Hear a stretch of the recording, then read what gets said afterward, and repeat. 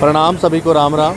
मैं इस समय गोदरेज के जो फैक्ट्री है बड़ी ब्राह्मणा में, आप इसका प्लांट भी कह सकते हो, यहाँ पर हूँ। और ये जितने एम्प्लॉयज़ हैं ये सभी यहाँ पर काम करने वाले हैं और इनमें से लगभग 70% लोगों को निकाल दिया है और जो बाकी 30% लोग हैं वो भी इनकी सपोर्ट में बाहर आए हुए हैं। जितने भी एम्प्लॉयज़ थे सब के सब इस समय बाहर हैं। कारण क्या है इनको निकालने का, कंपनी द्वारा कुछ नहीं बताया गया है।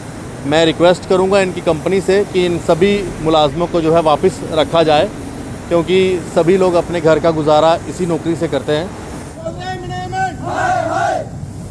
Godrej company, Godrej company, Godrej company, HR department, HR department, HR department, Godrej company, Godrej company, top management, top management, Godrej company, Godrej company, मजदूर एकता, मजदूर एकता, Godrej company, Godrej company, Godrej company.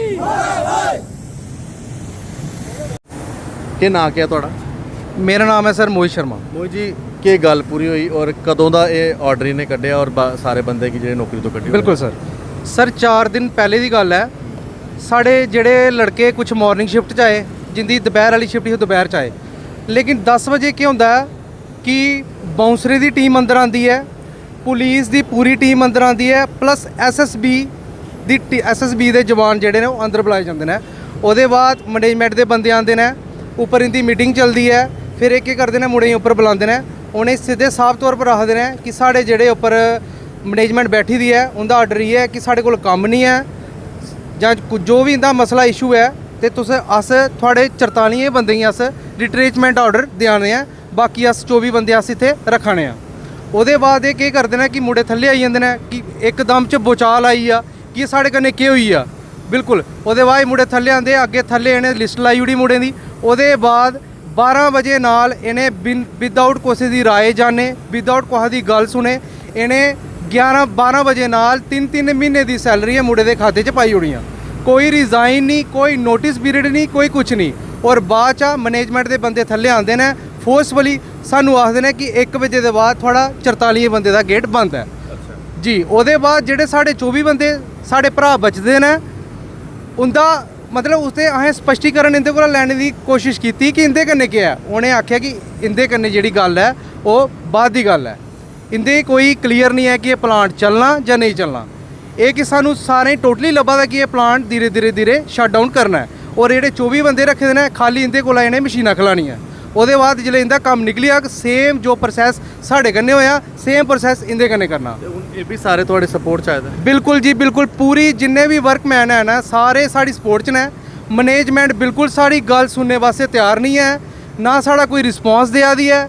अस LG मनोज सिन्हा उनें ये रिक्वेस्ट करना चाहते हैं कि वो आखते हैं कि 370 टुटने के बाद और बेरोजगारी मतलब कि घटेगी, लेकिन अस ये दिक्खने हैं कि इत्थे तक नवी कंपनियां आ दियां नहीं है। और जेड़ियां कंपनियां इत्थे है भी हैं वो भी अपनी दादागिरी करदियां ने, अपनी मर्जी कन्नै इंप्लॉय रखदियां ने। जिल्ले इन्हेंगी स्टेट की तरफों टैक्स की छूट मिलती है तो अपना कम्म करदियां ने, जिल्ले इन्हें टैक्स की छूट नहीं मिलती अपना बोरिया बिस्तरा गोल करदियां ते और इत्थों निकलदी होंदियां ने।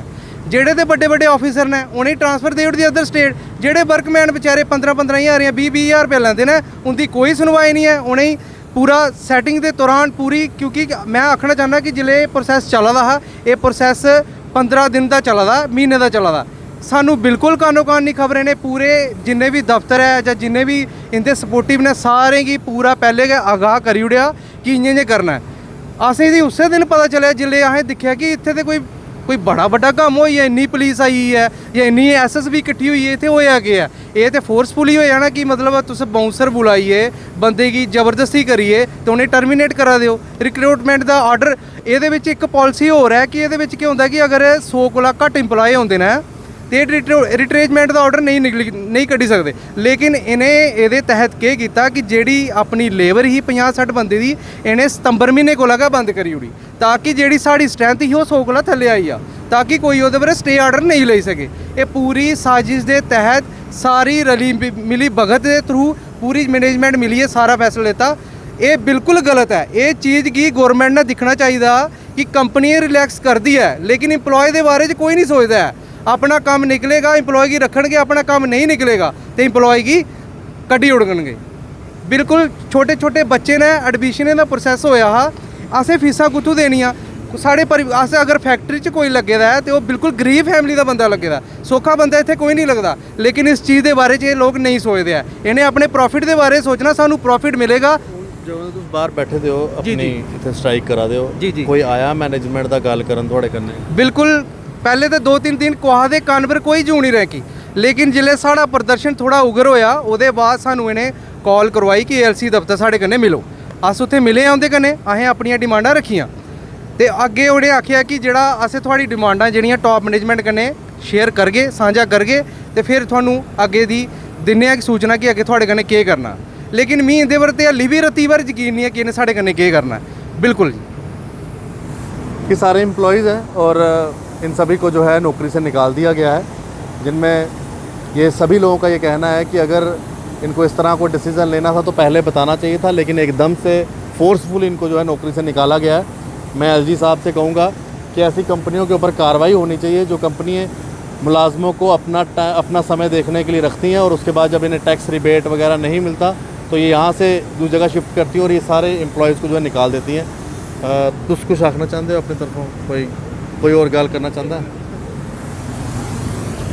सर मेरा नाम विपिन कैथ है, मैं भी इधर सर 5.5 साल हुआ है लगे हुए, और इन्होंने कंपनी वालों ने हमारे साथ इतनी नाइंसाफ़ी की है कि हमें अभी हमारे बच्चे हैं छोटे छोटे, उनकी एडमिशनें करवाई हैं तो कैसे चलेगा सर।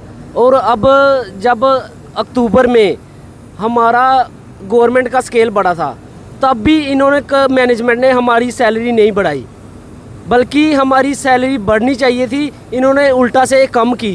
हम फिर भी लगे रहे यही आस में कि छोटे छोटे बच्चे हैं, गरीब हम सब कहाँ जाएंगे, आगे नौकरियां मिल नहीं रही तो चलो इधर लगे रहते हैं, शायद हमें चलो कुछ तो कुछ इनको शर्म आएगी, कभी तो कभी बढ़ेगा। लेकिन इनकी कानों में जूं तक नहीं जाती सर। अभी इन्होंने ऑन द स्पॉट वो बाउंसर बुला के हमें डरा धमका के हमसे बात की।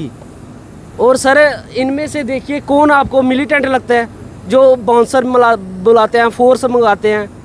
तो इन्होंने ना कोई साइन लिए हमसे, कहते हैं आपके जो रिज़ाइन लेटर है वो घर भेज दिए जाएंगे।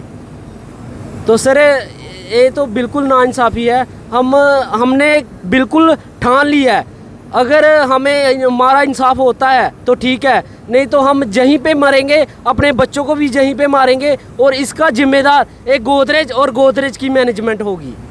बिल्कुल ये सभी लोग जो हैं प्रदर्शन कर रहे हैं। मैं एक बार फिर से कहूँगा कंपनी को कि इन एम्प्लॉयज़ के बारे में सोचें जिनको आपने बिना पूछे। धन्यवाद, राम राम।